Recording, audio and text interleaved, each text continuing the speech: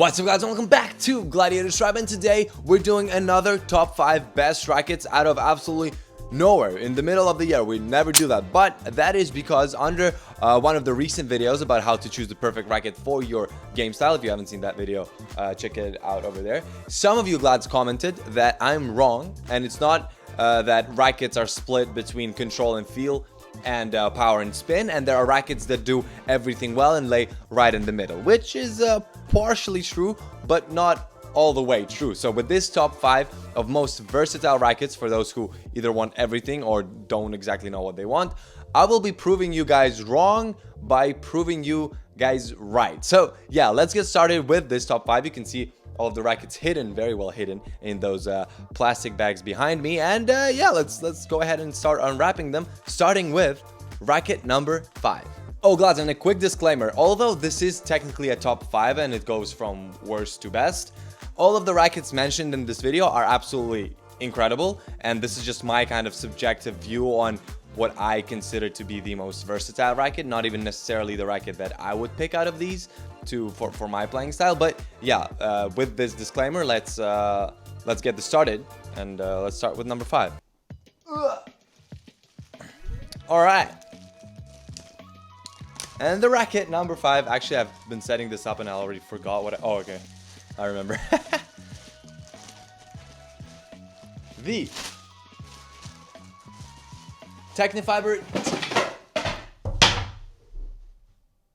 So yes, the Technifiber T-Fight 305, and I know you guys that this one is the T-Fight 300, but I'm referring to the 305. So here's the reason why I say that it's either power and spin or control and feel. Yes, there are rackets that lay in the middle, right?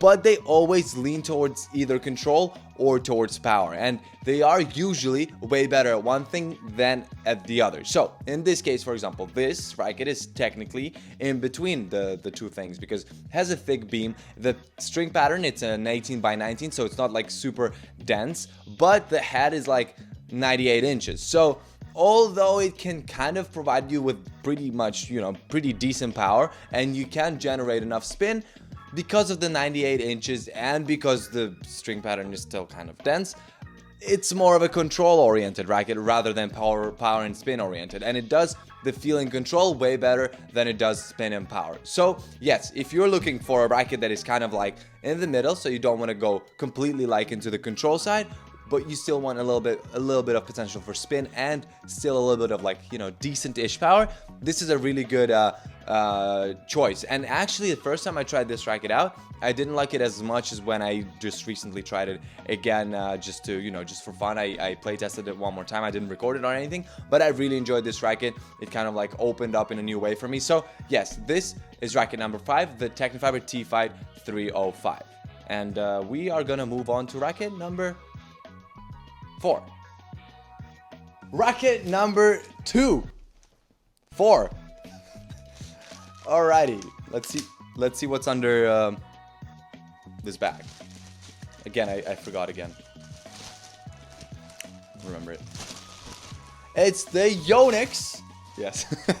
The Yonex E-Zone 98. What a racket this is. I actually considered at some point to maybe possibly switch to this thing. Didn't end up doing it because it was a little bit too powerful. But here, once again, this racket is kind of like, maybe control, maybe power, maybe even spin a little bit and things like that. But it's a 16 by 19 string pattern. It's a relatively thick beam, and therefore the power of this thing is actually like crazy. So like first time I played with it, all of the balls were going like to the fence, not even like out. So yeah, it takes some time to get used to this thing if you're coming from a control oriented racket, but in theory this is a racket that should be able to do everything. And if you're looking for a racket that is mainly power oriented, kind of spin oriented, but you still want good feel, good stability, and a pretty decent amount of control, stringing this thing at a decently high tension will give you exactly that. Serving with the E-Zone 98 is an absolute pleasure. That's one of the shots that I like the most with this thing. I remember doing like a crazy amount of aces on the play test of the E-Zone 98. So yeah, very good racket. But once again, just like with the previous racket, that one was leaning towards control. This one is leaning more towards power, but it is a very, very versatile racket. And in fact, it's a racket that I could even recommend for beginners. Maybe not the 98 inch version, maybe the 100 inch version, but then that one is like completely like just like a rocket launcher. So yeah, if you're looking for a versatile racket, this is the way to go. If you're looking for maybe a beginner racket, the 100 is maybe a better option. So yeah, let's move on to racket number 3, the bronze medal. Racket number 3. We're getting into the last 3, top 3 best 3 bronze medal thing. Olympic Games. That is the Head Speed Pro Auxetic 2024. And what can I say? I mean, 2024, also the previous version is also a really good, you know, in the middle kind of racket. And not to mention that I've actually played with this, with the Head Speed Pro some years ago. It's a really good racket overall. It's probably my best top 5 rackets that I would play with. But yes, again, it sits somewhere in the middle. It provides decent amount of power, decent amount of spin. I'm saying decent amount of spin and power because it is an 18x20 string pattern, but it is a thick beam. So, you know, you kind of get the power, you kind of get okay-ish spin, but you get really, really good control and really good feel. But again, it's a 100-inch head, so it's kind of trying to sit on 2 chairs at the same time, and surprisingly, it's doing a pretty decent job at making that happen. So yes, if I had to say which way it's leaning towards, power or control, of course, I'd say it's leaning towards control because it is a more control-oriented rather than power-oriented frame. But yes, this is it's just a really, really good racket. What can I say? Oh yeah, guys, forgot to mention that if you want to get any of these rackets that I'm mentioning in this video, all of them are going to be linked down in the description below together with our exclusive discount code. That's going to save you some cash. That also really helps the channel, so you know, win-win situation. And yes, if there's anything tennis related in general that you want to buy, the link is, that's just the place to do it. So yes, let's move on to racket number 2. Are you excited? I'm excited.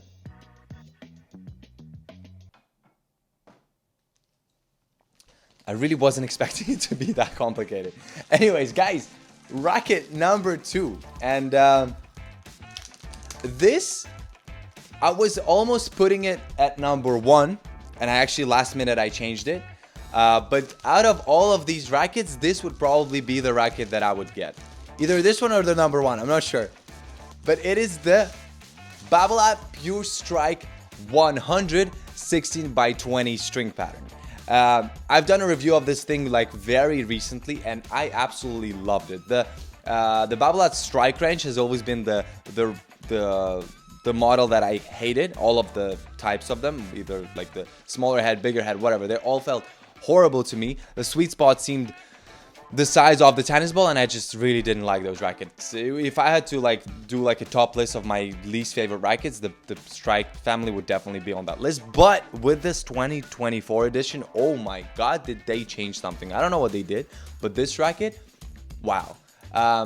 Talking about the versatility of it, 100 inches of head size, 16x20 string pattern, so we're kind of getting 100 inches, so it's you know, good margin for error and good power. But we're getting a 16x20 string pattern, which means we're kind of getting both power with the 16s and 20 with the controls, if you can say that, I guess. And it really does work. The beam, the size of the beam is actually, it's pretty, you know, average. It's not thin, it's not thick.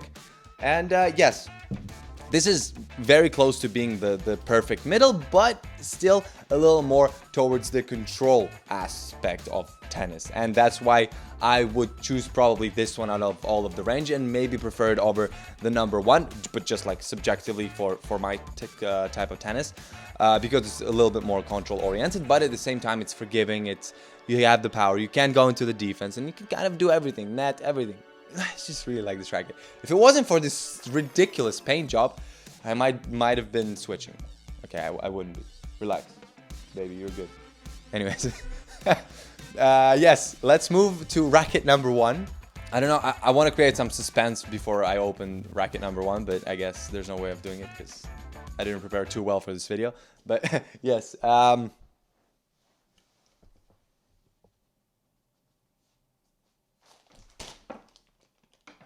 I think you might have seen it through the bag, and you might have had a few hints, so you kind of have an idea of the brand and maybe even partially the model, but it is the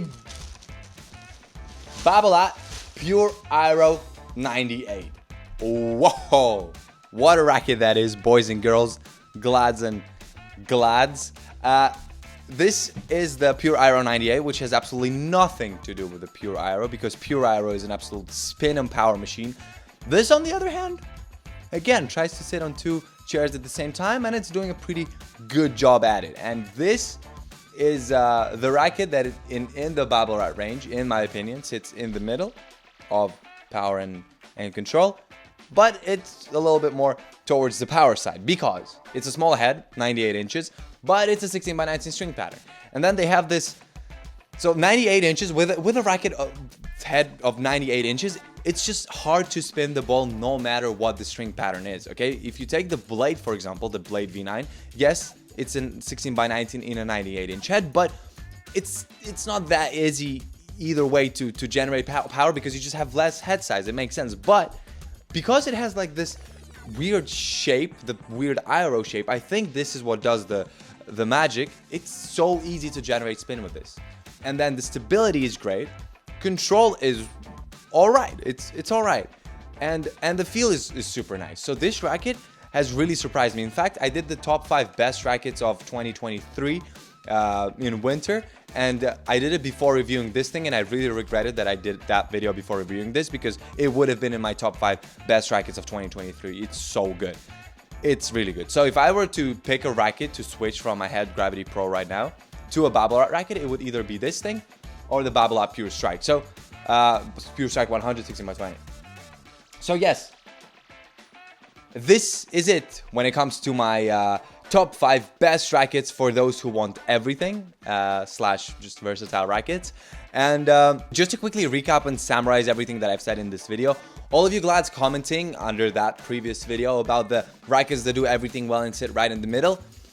Yes, there are rackets that are considered to be in the middle, but on the end of the day, it's kind of just like a spectrum, and on that spectrum, the racket is just closer to the middle. But it's still going to be, you know, leaning either towards control or power, and you will notice the lack of either one if you're picking a racket that sits in the middle, no matter what, because it's just the world of rackets, and that's the beauty of it, you know, that's what makes it beautiful. So yeah, no need to point it out every time and say that I'm not professional or whatever. I am. Can't you tell? Once again, remember that if you want to get any of these rackets, they're linked down in the description below. Don't forget to like this video if you've enjoyed it, of course. Also subscribe and hit the bell if you don't want to miss any of the future uploads. There's a few very fun and cool videos coming up that I have planned in my head already. So yes, I really hope you've enjoyed this episode of Gladiators Tribe, and I will see you in the next one. Bye-bye.